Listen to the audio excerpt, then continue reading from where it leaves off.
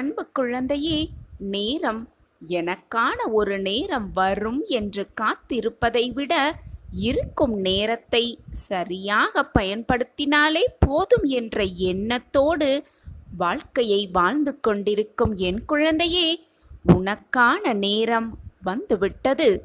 உனக்கான நேரம் கூடி இருக்கிறது. மற்றவர்களுக்கும் உன்னை சுற்றி இருப்பவர்களுக்கும் கெடுதல் நினைக்காத எல்லா நேரமும் நல்ல நேரமே. உனக்கான நல்ல நேரம் வந்துவிட்டது. உனக்கான நல்ல நேரம் கூடிவிட்டது. சந்தோஷமாக இரு, நிம்மதியாக இரு. நான் உனக்காக இங்கு வேலை செய்து கொண்டே இருக்கிறேன். உனக்கானதை நிச்சயமாக உன் கையில் கொண்டு வந்து சேர்க்கும் பொறுப்பை நான் ஏற்றிருக்கிறேன். என் வாக்கு எப்பொழுதுமே பொய்யாகாது. ஆம், என் வாக்கு எப்பொழுதுமே பொய்யாகாது. யார் என்ன பேசினாலும், யார் என்ன கூறினாலும் அதை தாங்கிக் கொள்ளும் சக்தி உடனே யாருக்கும் மிக சீக்கிரமாக கிடைத்துவிடாது. அதற்கு எல்லோருக்குமே பொறுமை என்பது மிக மிக முக்கியம். அதைவிட முக்கியம் நம்பிக்கையான தன்மையும் தான். உன்னை சுற்றி இருப்பவர்களுக்கும் உன்னை சுற்றி உன்னை அன்பாக பார்த்து கொள்பவர்களிடமும் எப்பொழுதும் கூறிக்கொண்டே இரு. மற்றவர்கள் மனம் நோகும்படி சொல்லாதே. மற்றவர்கள் மனம் வருத்தப்படும்படி நடந்து கூடக்கூடாது என்று உச்சரித்து கொண்டே இருக்க வேண்டும். வெற்றியை மட்டுமே சுவைத்து கொண்டிருப்பவர்களுக்கு தோல்வியை பார்த்து எப்பொழுதுமே பயம். சந்தோஷத்தை மட்டுமே அனுபவித்துக் கொண்டிருப்பவர்களுக்கு கஷ்டத்தை பார்த்து பயம். கேள்வியை மட்டுமே எப்பொழுதும் கேட்டுக்கொண்டிருப்பவர்களுக்கு பதிலை பார்த்தால் பயம். இருளிலே வாழ்ந்து கொண்டிருப்பவர்களுக்கு அவனுடைய நிழலை பார்த்தால் கூட பயமாகி விடுகிறது. வெளிச்சத்தை பார்த்தால் அதைவிட பயமாகி விடுகிறது. வாழ வேண்டும் என்று விருப்பப்படுபவனுக்கு இறப்பை கேட்டாலே பயம். தவறு செய்பவருக்கு அந்த இறைவனை பார்த்தாலே பயமாகி விடுகிறது. இப்படி ஒவ்வொருவருக்கும் ஒவ்வொரு விதமான பயம் இருந்து கொண்டுதான் இருக்கிறது. ஆனால் எதுவுமே இங்கு நிரந்தரமில்லை. நிரந்தரமே இல்லாத இந்த உலகத்தில் வாழ்ந்து கொண்டிருக்கிறோம் என்று புரிந்து கொண்டவர்களுக்கு பயம் என்ற சொல்லே தெரியாமல் தான் இருக்கும். பயமே இல்லாமல் தான் அவர்கள் வாழ்ந்து கொண்டிருப்பார்கள். என் அன்பு குழந்தையே, நேரத்தை மிக சரியாக பயன்படுத்தினால் எந்த ஒரு பிரச்சனையும் எந்த ஒரு இக்கட்டான சூழ்நிலையும் எழ வேண்டிய அவசியமே இல்லை. இந்த உலகத்தில் அனைவருமே இன்பத்தையும் சந்தோஷத்தையும் தேடி தேடி ஓடிக்கொண்டே இருக்கிறார்கள். ஆனால் இதில் தவறு ஏதும் கிடையவே கிடையாது. ஆனால் அந்த இன்பத்திலேயே மூழ்கி போயிருப்பதுதான் தவறு என்று நான் சொல்லிக்கொண்டே இருக்கிறேன். இன்பத்திலேயே மூழ்கி கொண்டிருப்பதால் சுற்றி இருப்பவர்களுக்கான கஷ்டத்தையும் உணராமல் இருப்பதுதான் மிக மிக தவறு. இறைவன் ஒருவருக்கு சந்தோஷத்தையும் ஆனந்தத்தையும் செல்வத்தையும் அள்ளி அள்ளி கொடுக்கிறார் என்றார். அதை சிறிதேனும் மற்றவர்களுக்கு பகிர்ந்து கொடுப்பதில் எந்த தவறுமே இல்லை. பகிர்ந்து கொடுக்கலாம் தானே? உலகமே உன்னை மதிக்க வேண்டும் என்ற எண்ணம் உன் மனதில் இருந்தால், இந்த உலகமே உன்னை பாராட்ட வேண்டும் என்ற எண்ணம் உனக்கு இருந்தால், முதலில் அதை நீ உன்னிடத்திலிருந்து ஆரம்பிக்க வேண்டும். முதலில் மற்றவர்களுக்கு உன்னால் முடிந்த உதவிகளை செய். உனக்கு என்ன செய்ய தோன்றுகிறதோ, மற்றவர்களுக்கு உதவி என்ன செய்ய தோன்றுகிறதோ அதை முழுவதுமாக மற்றவர்களுக்கு செய். தேவை என்று வருபவர்களிடம் கண்டிப்பாக உதவிகளை செய். இப்படி இருந்து பார். இந்த உலகமே உன்னை பிரமிப்பாக பார்க்கும். எதற்காக இந்த வாழ்க்கையை வாழ்ந்து கொண்டிருக்கிறோம், எதற்காக இந்த வாழ்க்கைக்கு நாம் வந்திருக்கிறோம் என்பதை முழுவதுமாக புரிந்து கொண்டாலே போதும், நம்மை சுற்றி இருப்பவர்கள் அனைவரையும் மிக சுலபமாக புரிந்து கொள்ளலாம். நேரம் நமக்காக காத்திருக்காது. கிடைத்திருக்கும் அந்த பொக்கிஷமான நேரத்தையும் காலத்தையும் சரியாக பயன்படுத்தி கொண்டாலே போதும், வாழ்வு ஸ்வர்க்கமாகவே இருக்கும். நேரம் நமக்காக காத்திருக்காது. அடுத்தவர்களுக்கு கெடுதல் நினைக்காத எல்லா நேரமும் நல்ல நேரமே. என் அன்பு குழந்தையே, உனக்கான நல்ல நேரம் வந்துவிட்டது. உனக்கான நல்ல நேரம் கூடியிருக்கிறது. நல்ல நேரத்தை மிக சரியாக பயன்படுத்திக்கொள். இனி உன் வாழ்வில் நீ தொட்டதெல்லாம் உனக்கு ஜெயமே. நீ கேட்டதெல்லாம் உனக்கு கிடைக்கும். நினைத்தது எல்லாமே நிறைவேறும். நேரம் கடந்து சென்று கொண்டேதான் இருக்கும். நேரம் கடந்து செல்ல நாம் மட்டும் ஒரே இடத்தில் நின்று கொண்டிருந்தால் வாழ்க்கையில் எப்படி முன்னேறுவது? ஆம் குழந்தையே, வாழ்க்கையில் முன்னேறவே முடியாது. கடந்த பாதையை திரும்பி பார்த்து பெருமிதம் கொள்ளாமல் முன்னேற முயன்று கொண்டே இருப்போம். நமக்கான உழைப்பை போட்டுக்கொண்டே இருப்போம். நமக்கானது நிச்சயமாக நம் கைகளுக்கு வந்து சேரும் வரை போராடிக்கொண்டே இருப்போம். எத்தனை கைகள் கைவிட்டாலும் என்றும் நம்பிக்கை கை கொடுக்கும் என்ற எண்ணத்தோடு இருக்கலாம். நம்பிக்கை என்ற சிறு நூலிலையில்தான் அனைவரின் அன்பும் இயங்கிக் கொண்டிருக்கிறது என்பதுதான் உண்மையிலும் உண்மை. எல்லா துயரங்களையும் ஆற்றிவிடும் சக்தி காலத்திற்கு இருக்கிறது, நேரத்திற்கு இருக்கிறது. எனவே நம்பிக்கையோடு செயல்படு. உனக்கானது நிச்சயமாக உன்னை வந்து சேரும். நான் அதை சேர்த்து வைப்பேன். நம்பிக்கையோடு இரு, தைரியமாக இரு. உன்னுடைய முயற்சிகள் அனைத்தும் தோற்றுப்போய்க் கொண்டே இருக்கிறதா? தளர்ந்தே விடாதே. மீண்டும் எழுந்து வா, கடந்து வா. நம்பிக்கையோடு எழுந்து வா. விதை கூட எங்கு விழுந்துதான் எழுகிறது. தோல்விகள் கூட ஒரு நாள் தோற்று போகும். உனக்கான நம்பிக்கை உன் கையில் இருந்தால் நம்பிக்கையோடு போராடு. நம்பிக்கையோடு வாழ்க்கையை வென்றே காட்டிவிடலாம். ஒன்றை நன்றாக புரிந்து கொள். கடைசி வரை நம்பிக்கை இழக்காதே. ஏனென்றால் கடைசி வரியில் கூட உனக்கான வெற்றி எழுதப்பட்டிருக்கலாம். இதோ உனக்கான நல்ல நேரம் வந்துவிட்டது. உனக்கான வெற்றி சர்வ நிச்சயமாக உன்னை தேடி வரும். உனக்கான நல்ல நேரம் கூடிவிட்டது. உன் சாயப்பா உனக்காகவே செய்து கொடுக்கும் சத்திய வாக்குதான். என் வாக்கு என்றாவது பொய்த்ததுண்டா? சற்று சிந்தித்துப்பார் என் குழந்தையே. வாழ்க்கை நிச்சயமாக வெற்றியை அடைந்தே தீரும். தோற்காமல் வென்றவர்கள் யாருமே இல்லை. தோற்றுவிட்டோம் என்று கவலைப்படாமல் வெல்வது எப்படி என்று யோசி. வெற்றி நிச்சயமாக ஒரு முறையாவது உனக்கு கிடைக்கும். ஒரு முறையாவது உன் கைகளில் வந்து தழுவும். நீ உன் சிறகை விரிக்கும் வரை நீ எட்டும் உயரம் யாருமே அறிந்து கொள்ள முடியவே முடியாது. தொட முடியாத உயரத்தில் உன் கனவுகள் இருந்தாலும் தொட்டுவிடலாம் என்ற நம்பிக்கையில் நீ போராடு. போராடிக்கொண்டே இரு. வாழ்க்கையை வென்றே காட்டிவிடலாம். உனக்கான நல்ல நேரம் வந்துவிட்டது. உனக்கான நல்ல நேரம் கூடியிருக்கிறது. எது வந்தாலும் மனதில் வலிமை இருந்தால் துன்பமும் இன்பமாய் மாறிவிடும். மனதில் வலிமையோடு இரு, நம்பிக்கையோடு இரு. நான் இருக்கிறேன் எப்பொழுதும் உன்னோடு. நீ உன்னில் உயிர் கொடுக்கிறாயோ அதுவாகவே அது செயல்படும். எனவே உன்னிடம் இருந்தே வெற்றியை அடைய நம்பிக்கை என்னும் விதையை தூவிக்கொண்டே இரு. நம்பிக்கை என்னும் விதையை உன் மனதில் தூவிக்கொண்டே இரு. நிச்சயமாக அது விருட்சமாய் வளர்ந்து நிற்கும். நம் எண்ணங்களும் உணர்வுகளும் சிந்தனைகளும் சொல்களும் செயல்களும் நம்மை சுற்றி உள்ள மனிதர்களுக்கு நல்லது செய்யுமென்றால் இறைவனை நாம் தேட வேண்டிய அவசியமே இல்லை. அந்த இறைவனே நம்மை தேடி வருவார்.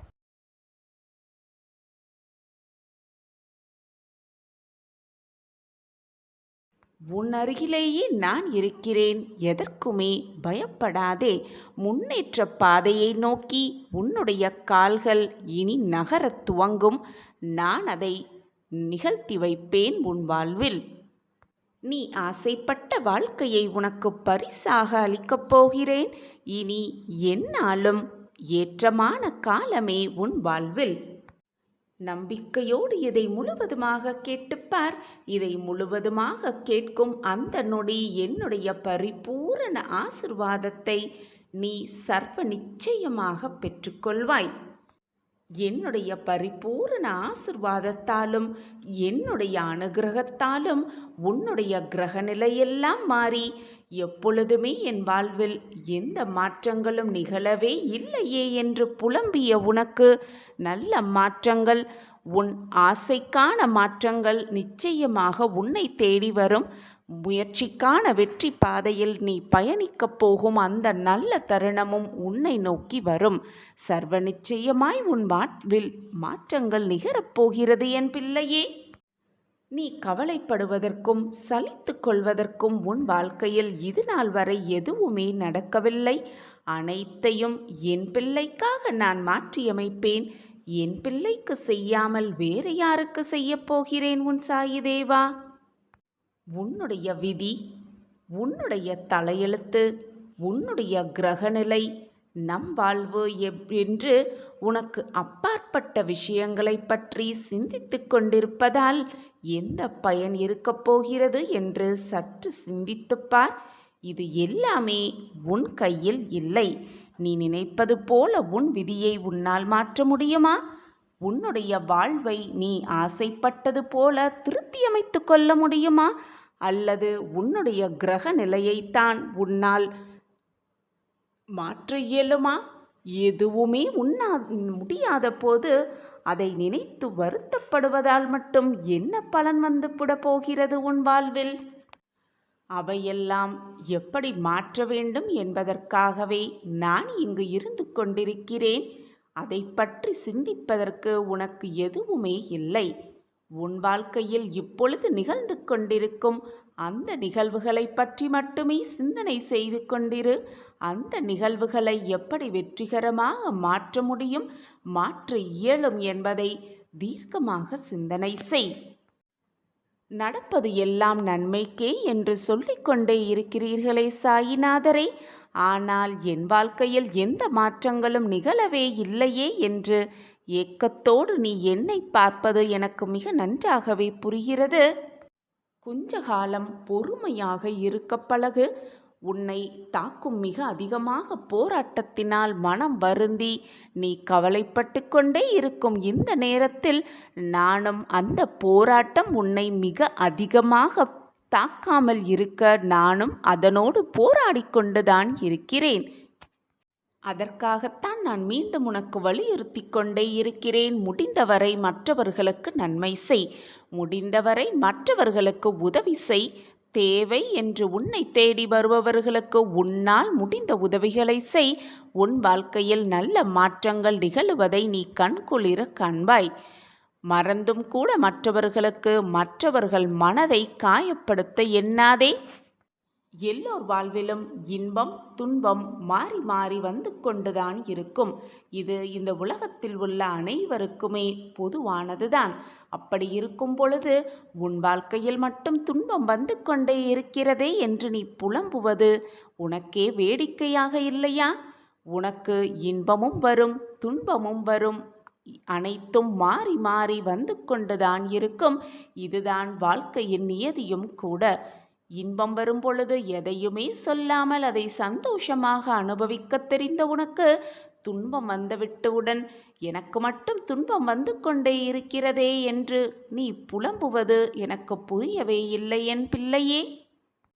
இன்று இருப்பது நாளை அப்படியே இருக்கும் என்று நம்பிவிடாதே.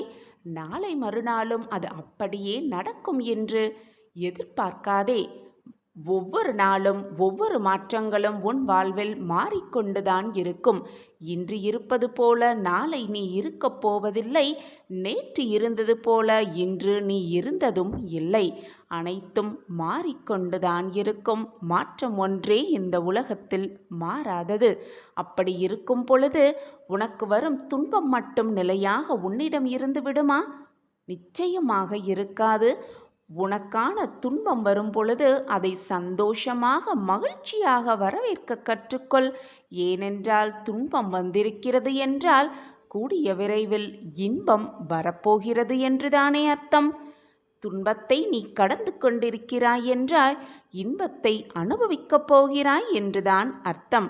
உன்னை நெருங்கிக் கொண்டிருக்கிறது உன்னுடைய இன்பகால வாழ்வு என்பதை தீர்க்கமாக நம்பி உனக்கு வந்திருக்கும் துன்பத்தை மிக ஆனந்தமாக வரவேற்க கற்றுக்கொள். நீயும் நன்றாகத்தான் நீ நடத்த வேண்டிய செயல்களை செய்து கொண்டிருக்கிறாய். அனைத்தையும் திட்டம் தீட்டிதான் செய்து கொண்டும் இருக்கிறாய். ஆனால் ஒரு சில நேரத்தில் ஒரு சில விஷயங்களில் பின்தங்கி விடுகிறாய். உன்னை சுற்றி இருப்பவர்கள் யாரேனும் எதுவாது சொல்லிவிட்டால் உடனே மனம் வெதும்பி அப்படியே எதையுமே செய்யாமல் அமைதியாக உட்கார்ந்து விடுகிறாய். எது வந்தாலும் கலங்கி விடாதே. எது நடந்தாலும் இது என் சாயப்பா எனக்காக கொடுத்தது. எனக்காக கொடுத்த இந்த வாழ்க்கையை நான் சந்தோஷமாகவும் ஆனந்தமாகவும் வாழ்வேன். என் வாழ்க்கையில் நல்லது நடத்தத்தான் சாயப்பா அத்தனை வேலைகளையும் யோசித்து யோசித்து செய்து கொண்டிருக்கிறார் என்பதை முடிவு சந்தோஷமாக எடுத்துக்கொள். சில நிகழ்வுகளின் வெளிப்பாட்டால் தான் உன் மனமே நொந்து போய் நொறுங்கி போய் இப்படி வேதனையில் சுழன்று கொண்டிருக்கிறாய். முன்பெல்லாம் நம்பிக்கையோடு இருக்கும் சமயத்தில் இது எனக்கு வேண்டும் சாயப்பா, எனக்கு இதை செய்து கொடுங்கள், என் வாழ்வில் ஆச்சரியத்தை நிகழ்த்துங்கள் என்று என்னிடம் வந்து கேட்டாய். அப்படி இருந்த நீ சிலம் காலம் கழித்து என் சாயப்பா எனக்கு செய்து தருவார், நல்லதை மட்டுமே செய்து தருவார் என்று நம்பிக்கையோடு இருந்தாய். ஆனால் இப்பொழுது என்னவாயிற்று உனக்கு? உன்னுடைய காலம் செல்ல செல்ல உன்னுடைய நம்பிக்கையை நீ இழக்க லேசாக உன் மனதில் நம்பிக்கையை இழந்து வருகிறாய். அதுவும் உன்மேலும் நம்பிக்கையை இழந்து வருகிறாய். உன் சாயப்பா மேலிருக்கும் நம்பிக்கையையும் இழந்து வருகிறாய். கொஞ்சம் கொஞ்சமாக நம்பிக்கையை இழந்துவிட்டு நான் உங்கள் மீது வைத்திருக்கும் நம்பிக்கை வீண் போகாதுதானே சாயிநாதரே? என் வாழ்க்கையில் அது நடந்துவிடும் தானே? நீங்கள் அதை நடத்தி கொடுப்பீர்கள் தானே என்று கேள்வியோடே என்னை பார்க்கிறாய். காலங்களும் நேரங்களும் எனக்கு எதிராக சுழல்வது போல் எனக்கு தெரிகிறது. நான் இந்த பக்கம் காத்து கொண்டிருக்கிறேன். ஆனால் நீங்கள் அந்த பக்கம் என்ன செய்து கொண்டிருக்கிறீர்கள்? உங்கள் திட்டம்தான் என்ன என்பது எனக்கு புரியவே இல்லை. நான் என்னதான் செய்வது என்று புலம்பிக் கொதிக்கிறாய். கலங்காமல் இரு என் குழந்தையே, பொறுமையாக இரு. உன்னுடைய பிரார்த்தனையும் நம்பிக்கையும் கண்ணுக்கு தெரியாத விஷயங்கள்தான் என்பது உனக்கு சந்தேகமில்லைதானே? ஆனால் நிகழவே முடியாத விஷயத்தையும் நிகழ்த்தி காட்டும் வல்லமையும் வலிமையும் உடையவை அவை இரண்டும். பிரார்த்தனை செய்து கொண்டே இரு, நம்பிக்கையோடு இரு. உனக்கானது நடக்கவே நடக்காது என்று, நிகழவே நிகழாது என்று நீ நினைத்த விஷயத்தையும் நான் முடித்து காட்டுவேன். நான் இருக்கும்போது நீ தேவையில்லாமல் கவலைப்படுவதோ வருத்தப்பட வேண்டிய அவசியமே இல்லை. தைரியமாக இரு. மனதுக்குள் அழுது கொண்டிருக்கும் உன்னோடு உன் சாயப்பா பேச வந்திருக்கிறேன். வெளியில் சிரித்து கொண்டும் மனதுக்குள் அழுது கொண்டிருப்பது எனக்கு தெரியாமலா போய்விடும்? உன்னுடைய விதி மாறும் தருவாயில் நிச்சயமாக இது உன் கண்களுக்கு படும். நீ நிச்சயமாக இதை கேட்பாய். தவிர்க்கு விட்டுவிடாதே. கண்டிப்பாக கேட்பாய்தானே? சந்தோஷமாக இருக்கிறாய்தானே? மனமகிழ்வோடு வாழ்ந்து கொண்டிருக்கிறாய்தானே? முகத்தை மிக ஆனந்தமாக வைத்துக்கொண்டு சந்தோஷமாக வாழ்வது போல் மிக நன்றாகவே நடிக்கிறாய். உன் நடிப்பு உன் சாயப்பாவிற்கு மிக நன்றாகவே தெரியும். உன் துயரங்கள் உன் வேதனைகள் அத்தனையும் உன் மனதில் போட்டு பூட்டை போட்டு பூட்டி வைத்து கொண்டு ஊரை வேணால் நீ ஏமாத்தலாம். உன்னுடைய அப்பாவை நீ அவ்வளவு சுலபமாக ஏமாற்ற முடியாது. இது உனக்கு தெரியும் தானே? பின் ஏன் என்னிடமும் வந்து உன் நடிப்பை தொடர்கிறாய்? உன் மனதில் என்ன ஓடிக்கொண்டிருக்கிறது என்பதை நான் அறிவேன். இந்த துயரங்கள், இந்த சோதனைகளிலிருந்து எப்படி தப்பிப்பது, எப்படி வாழ்க்கையில் மீள்வது என்று அதற்கு பதில் தெரியாமல் நீ குழம்பிக் கொண்டிருப்பதும் உன் சாயி தேவாவிற்கு மிக நன்றாகவே புரிகிறது. நான் மிக மோசமாக சூழ்நிலையில் சிக்கி தவித்துக் கொண்டிருக்கிறேன். என் விதியே அப்படித்தான் போலும். நான் இந்த விதியோடுதான் வாழ்க்கையை வாழ வேண்டும் போலிருக்கிறது. கஷ்டத்தோடுதான் நான் என் வாழ்க்கையை வாழ வேண்டும் போலிருக்கிறது. என் வாழ்வே அவ்வளவுதான் என்று நீ நினைப்பது எல்லாமே எனக்கு புரிகிறது. விதிதான் ஒருவனது வாழ்க்கையை நிர்ணயிக்க வேண்டும் என்றால் நான் ஏன் ஒரு காரியம் செய்ய முயற்சிக்க வேண்டும்? விதிப்படிதான் எல்லாம் நடக்கும் என்றால் எனக்கு ஏன் ஆசைகள் வர வேண்டும்? நான் அதை அடைய, அந்த ஆசையை அடைய நான் ஏன் உழைக்க வேண்டும் என்றெல்லாம் என்னை பார்த்து கேட்கிறாய். உன்னுடைய கேள்வி சரிதான். விதி என்பது பெரும்பாலுமே நமது மன சமாதானத்திற்காகவே பயன்படுத்துவதை உன்னால் உணர்ந்து கொள்ள முடியவில்லையா? விதி முடிந்துவிட்டது, அதனால் அவன் இறந்து விட்டான். தோற்க வேண்டும் என்ற விதி, அதனால்தான் அவன் தோற்றிருக்கிறான். மற்றவர்கள் விருப்பத்திற்காகத்தான் வாழ வேண்டும் என்றால் அப்படி ஒரு வாழ்க்கையை ஒரு பொழுதும் வாழாதே என் கண்மணியே. ஏனென்றால் இது உன் வாழ்க்கை. இந்த கிடைத்திருக்கும் அற்புதமான பொக்கிஷமான வாழ்க்கையை சந்தோஷமாக வாழ், நிம்மதியாக வாழ். மற்றவர்களிடத்தில் அதிக உரிமை இருக்கிறது என்று நினைத்து கொண்டு அதிகமாக பேசி வருந்துவதை விட மௌனமாக இருந்து மற்றவர்களுக்கு தொல்லை தராமல் இருப்பதே மிகவும் நல்லது. உன் வாழ்க்கையை நீ பார். உன்னை மாதிரியே மற்றவர்களையும் நல்லவர்களாகவே எப்பொழுதும் நினைத்து விடாதே. ஒவ்வொருவரும் ஒவ்வொரு விதமான மனநலன்களையும் குணநலன்களையும் கொண்டவர்கள் என்பதை மறந்து விடாதே என் கண்மணியே.